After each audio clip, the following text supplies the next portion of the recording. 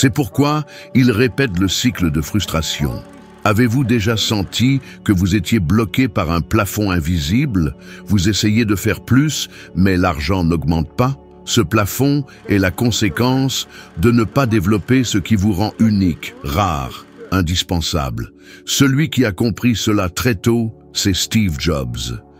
Il savait que le monde avait besoin de technologies simples, belles et fonctionnelles, et il s'est consacré avec acharnement à le faire mieux que quiconque.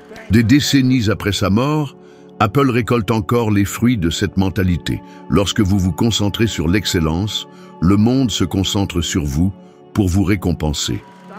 Et voici quelque chose que vous n'avez peut-être jamais entendu. Vous pouvez être ordinaire et gagner assez pour survivre, ou vous pouvez être excellent et gagner assez pour choisir. Choisir où vivre, avec qui travailler, comment vivre. Vous pouvez cesser d'être remplaçable en cessant de vous comparer aux autres et en commençant à rivaliser avec vous-même. La seule comparaison juste est qui j'étais hier, qui je suis aujourd'hui et qui je peux être demain. Il ne s'agit pas de faire plus, il s'agit de faire mieux. Il s'agit de s'engager à devenir si précieux, si compétent, si raffiné, qu'en pensant à ce que vous faites, les gens pensent à vous. Il n'est pas nécessaire de changer de domaine, d'abandonner tout, de recommencer à zéro. Décidez simplement de vous démarquer dans ce que vous faites déjà, car lorsque vous devenez unique, l'argent vient à vous. Et c'est ça, la compensation, simple, nécessaire, puissante. Il n'existe que 3 façons de gagner de l'argent.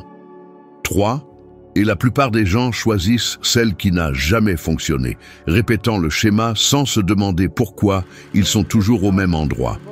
Cela m'a fait réfléchir, il y a des années, à la façon dont je gagnais réellement de l'argent. J'avais dépassé le stade où je travaillais uniquement pour payer mes factures. Je gagnais beaucoup plus, et pourtant, je ne comprenais pas comment j'en étais arrivé là. Jusqu'à ce que je commence à étudier le sujet en profondeur. Et j'ai réalisé, sans le savoir, j'utilisais la stratégie qu'un faible pourcentage de la population utilise, mais qui représente la plus grande partie de l'argent en circulation dans le monde. La première stratégie, celle où se trouve la majorité, est d'échanger son temps contre de l'argent. Vous travaillez 1 heure, vous recevez un certain montant. Vous travaillez plus, vous recevez plus. Et lorsque vous arrêtez de travailler, vous arrêtez de recevoir. Cette stratégie est vouée à l'échec dès le départ. Pourquoi? Elle a une limite infranchissable. Le temps. Vous avez 24 heures par jour. Vous devez dormir, manger, vivre. Peu importe vos efforts, l'horloge vous limite. Et puis vient la fatigue, la saturation, la frustration, et souvent la culpabilité. Vous sentez que vous ne faites pas assez, mais la structure elle-même est défaillante. Personne ne s'enrichit en vendant son temps. La deuxième stratégie est d'investir de l'argent pour gagner de l'argent. C'est mieux, mais cela exige des capitaux disponibles et des connaissances. La plupart des gens essaient d'investir leurs maigres économies, en espérant qu'elles se multiplieront comme par magie. Mais le marché ne pardonne pas la naïveté. Ce qui devait être un investissement devient une perte. Combien d'histoires avez-vous déjà entendu de personnes qui ont tout perdu en suivant de mauvais conseils? Cette stratégie exige de la préparation, de la lecture, des connaissances et surtout de l'intelligence émotionnelle. Parce que l'argent fluctue et vous devez être émotionnellement stable pour ne pas tout perdre au premier obstacle. Mais voici la 3e stratégie. Et celle-ci change la donne. Peu de gens la connaissent et encore moins la pratiquent. C'est celle que j'ai trouvée par hasard et qui a transformé ma réalité. Créer de multiples sources de revenus. Et je dois préciser, de multiples sources ne sont pas des emplois multiples. Il ne s'agit pas de travailler à 2 endroits et de s'épuiser. Cela renforce l'emprisonnement. Je parle de sources indépendantes de votre temps, qui génèrent des résultats pendant que vous dormez. Et croyez-moi, c'est plus réel et plus accessible que vous ne l'imaginez. Lorsque j'ai commencé à appliquer cela, je n'imaginais même pas que c'était la stratégie dite M3. j'ai réalisé que je pouvais créer quelque chose qui fonctionnerait même en mon absence. J'ai commencé par un service de nettoyage. En peu de temps, je ne dépendais plus de mes mains. J'avais des équipes, des contrats, des processus. Et l'entreprise fonctionnait toute seule. Cela m'a donné du temps. Et avec du temps, j'ai créé d'autres sources. Des cours, des conférences, des formations. Tout est devenu un réseau qui ne s'arrête jamais. Et voici le secret. Ce qui vous fait vraiment progresser, c'est de sortir du mode survie et d'entrer dans le mode système. Lorsque vous mettez en place un système, il travaille pour vous. Il fonctionne pendant que vous dînez avec votre famille ou que vous vous reposez en vacances. Ce n'est pas un luxe, c'est une vision et tout le monde peut apprendre. Avec l'essor d'Internet, cela n'a jamais été aussi facile. Aujourd'hui, vous pouvez avoir une boutique en ligne, être affilié, vendre vos connaissances, créer du contenu qui génère des revenus. Vous pouvez tout automatiser. Littéralement, avec un téléphone portable et un peu d'orientation, n'importe qui peut créer de multiples sources de revenus.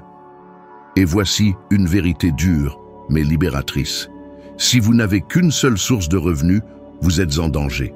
Si elle s'arrête, vous perdez tout. Mais si vous en avez 5, 6, 7 et qu'une d'elles s'assèche, vous continuez à vivre, à progresser. Et savez-vous quel est le point commun entre les personnes les plus prospères? Elles n'ont jamais une seule source de revenus. Warren Buffett, par exemple, en a des dizaines.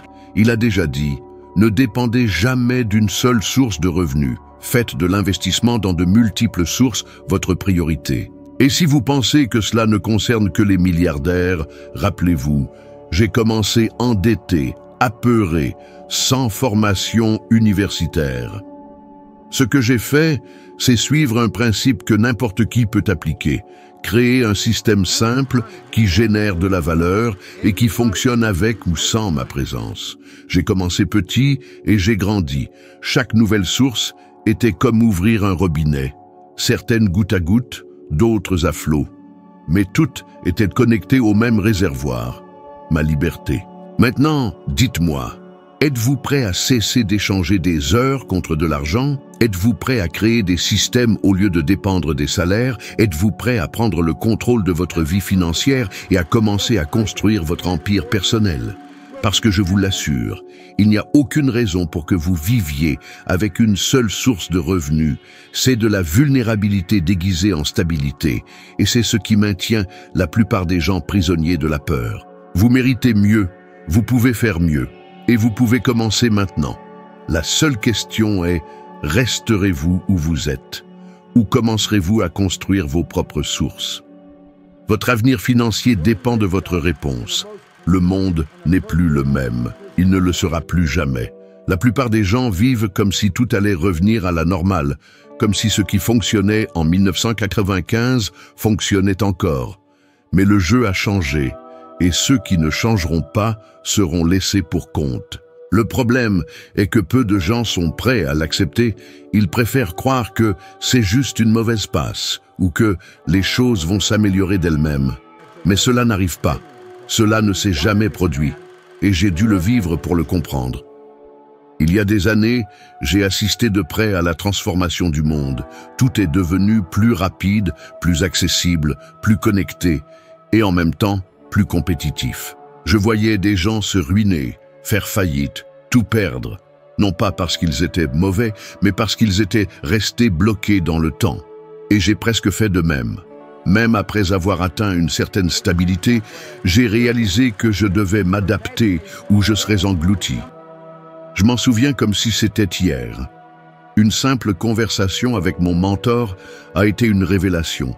Il m'a dit « Les analphabètes du 21e siècle ne seront pas ceux qui ne savent ni lire ni écrire.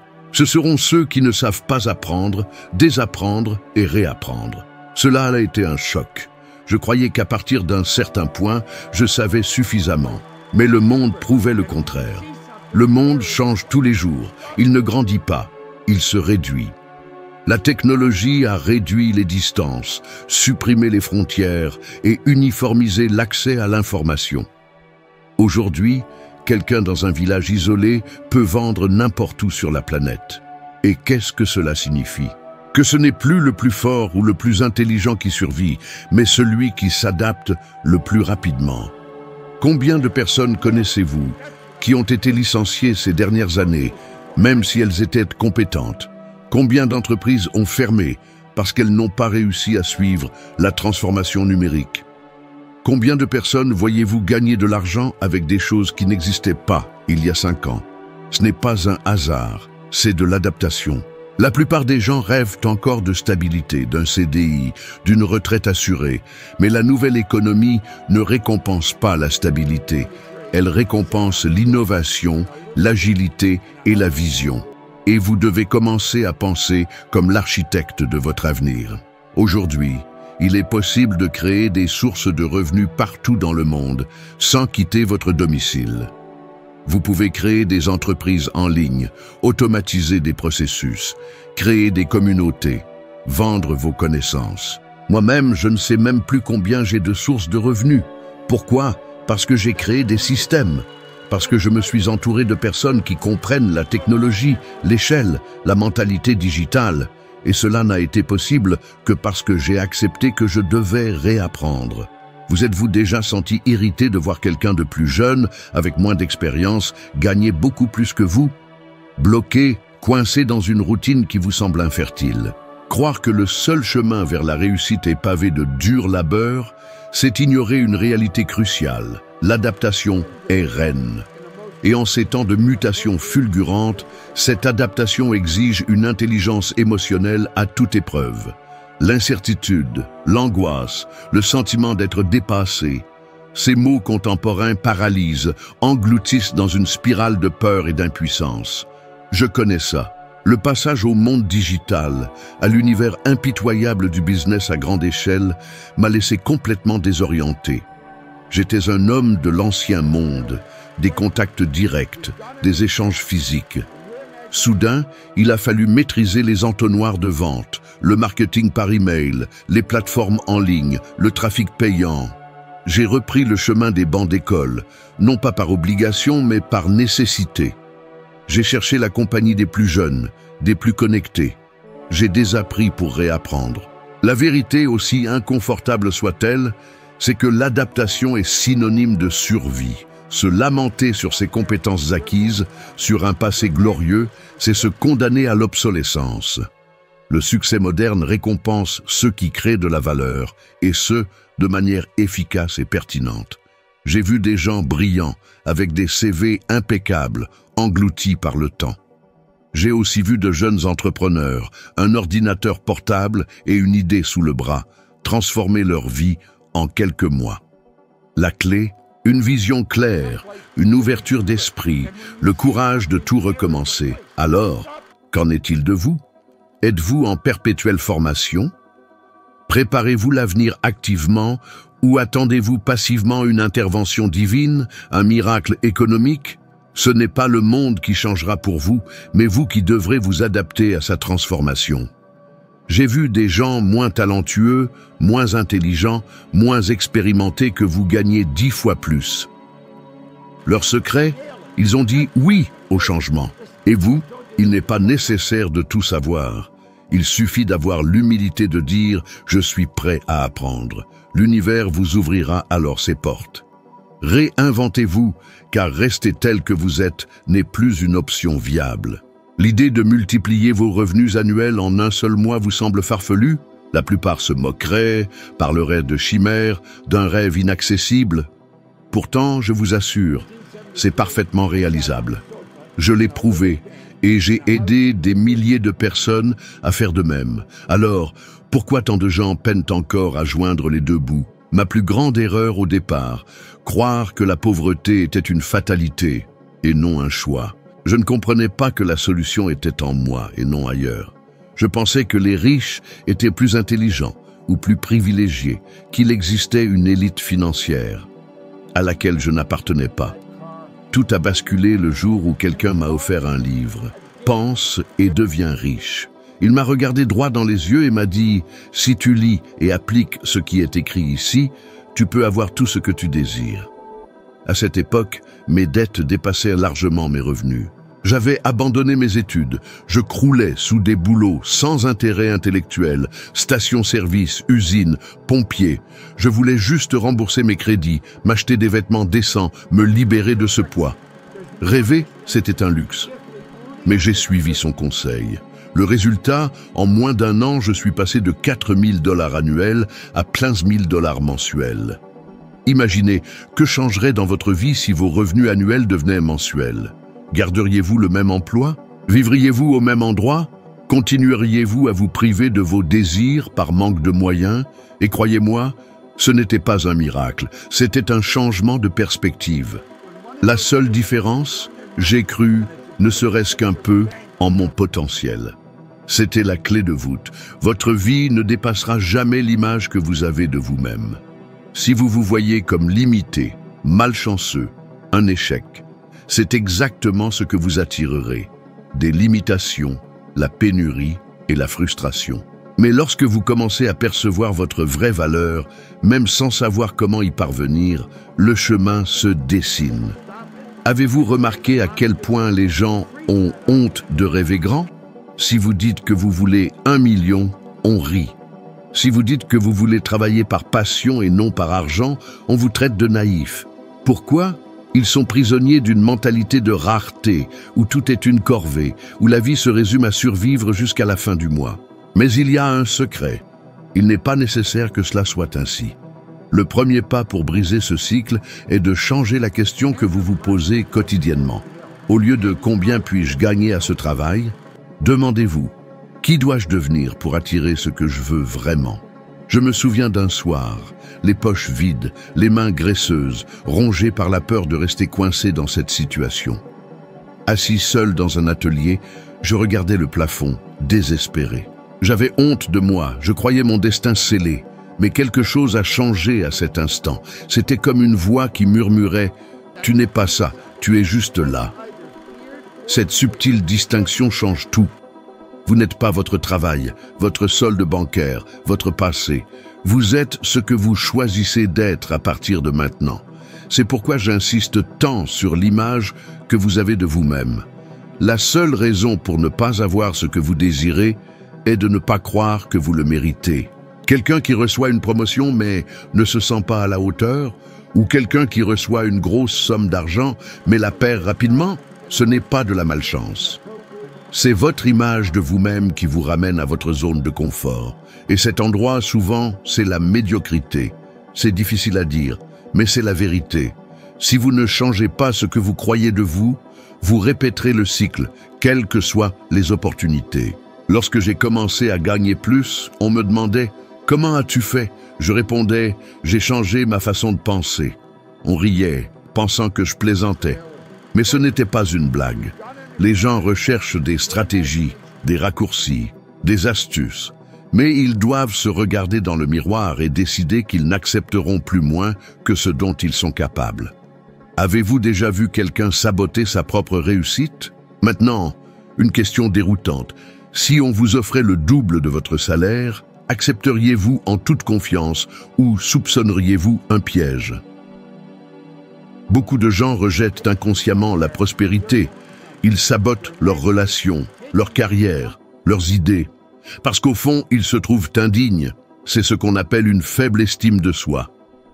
Et je le dis avec toute la sincérité du monde, vous n'êtes pas né pour vivre dans la peur. Vous êtes né avec un pouvoir créateur qui façonne votre réalité. Mais ce pouvoir ne fonctionne que si vous croyez en son existence. Ce n'est pas de la magie, c'est une question de mentalité. Peut-être regardez-vous ceci accablé de dettes, d'inquiétudes, de frustrations. Mais malgré tout, je vous lance un défi. Dans les prochains jours, autorisez-vous à rêver à nouveau. Croyez que vous pouvez transformer votre salaire annuel en revenu mensuel, parce que vous le pouvez. La seule question qui compte est, continuerez-vous à vous considérer comme ordinaire, ou déciderez-vous d'être celui que vous êtes né pour être? J'ai choisi de changer, et cela a tout changé. À votre tour maintenant. Il existe une loi invisible, mais implacable, qui détermine exactement combien vous gagnez, et pourquoi vous gagnez autant ou aussi peu. Cette loi ne dépend pas de votre chance, de votre famille ou de votre lieu de naissance. Elle fonctionne tout simplement. Et elle s'appelle la loi de la compensation, une des découvertes les plus surprenantes lorsque j'ai commencé à étudier l'argent en profondeur. Je croyais que ceux qui gagnaient beaucoup étaient plus intelligents ou avaient des opportunités exceptionnelles. Mais non, tout est régi par cette loi. Et elle est aussi précise que la loi de la gravitation. La loi de la compensation dit « L'argent que vous gagnez est proportionnel à 3 facteurs. Le besoin de ce que vous faites, votre habileté à le faire et la difficulté à vous remplacer. Le plus intéressant est que vous n'avez besoin de vous concentrer que sur un de ces points. Le besoin existe déjà. Il y aura toujours besoin de bons professionnels, de leaders, de créateurs, de communicateurs. La difficulté de remplacement sera une conséquence directe de votre compétence. Si vous êtes suffisamment bon, personne ne vous remplacera et c'est là que la situation change. Mais je vous le demande, faites-vous vraiment tout votre possible pour être irremplaçable? Ou faites-vous simplement le minimum pour ne pas être licencié? La plupart des gens travaillent juste assez pour ne pas être licenciés et les entreprises paient juste assez pour qu'ils ne démissionnent pas. C'est un cercle vicieux, personne ne progresse ainsi. Vous le sentez, n'est-ce pas? Vous sentez que vous pourriez donner plus, être plus valorisé, reconnu. Mais cela n'arrive pas, ce qui ronge votre estime de soi. C'est ce que j'ai vécu pendant des années. J'ai travaillé dans des endroits où personne ne me connaissait. Je faisais tout. Je nettoyais, je chargeais, je résolvais ce que personne ne voulait faire. Mais savez-vous ce que je faisais aussi? Je me rabaissais. J'avais peur d'oser, de me démarquer, de faire des erreurs. Je gagnais le minimum car j'étais remplaçable, juste un parmi tant d'autres, jusqu'à ce que cette loi devienne claire et tout a changé. J'ai compris que pour être bien rémunéré, je devais devenir précieux. Pas financièrement, mais par l'excellence, le résultat, la compétence. Et voyez, il ne s'agit pas d'être un génie, il s'agit d'être meilleur qu'hier. Nous vivons dans une société qui récompense ceux qui apportent de la valeur. Pas ceux qui travaillent le plus ou qui font le plus d'efforts, mais ceux qui génèrent le plus de valeur perçue. Pensez à un chanteur célèbre. Pourquoi gagne-t-il des millions par concert? Ce n'est pas parce qu'il chante mieux que vous sous la douche. C'est parce que sa capacité à créer une expérience émotionnelle est presque irremplaçable. La valeur, c'est de cela qu'il s'agit. J'ai rencontré des gens qui travaillaient sans relâche et qui pouvaient à peine payer leur loyer, et d'autres qui travaillaient peu d'heures et gagnaient plus que des médecins et des ingénieurs. Quelle est la différence? Compétences rares, résultats perceptibles, faible substituabilité. Et vous pouvez développer cela. Vous pouvez commencer aujourd'hui. Analysez ce que vous faites et demandez-vous, comment puis-je faire 10 fois mieux que n'importe quelle personne que je connais? Que vous soyez vendeur, coiffeur, avocat, designer, professeur, peu importe. La question est la même. Comment devenir irremplaçable? Une étude de McKinsey a montré que 80% des professionnels qui ont le plus progressé au cours de la dernière décennie sont ceux qui sont devenus des références dans la résolution d'un problème spécifique. Ils n'ont pas tout fait, ils sont devenus des maîtres dans un domaine nécessaire. Et voici le piège. Les gens veulent gagner plus, mais ne veulent pas être meilleurs. Ils veulent le résultat, mais pas la transformation.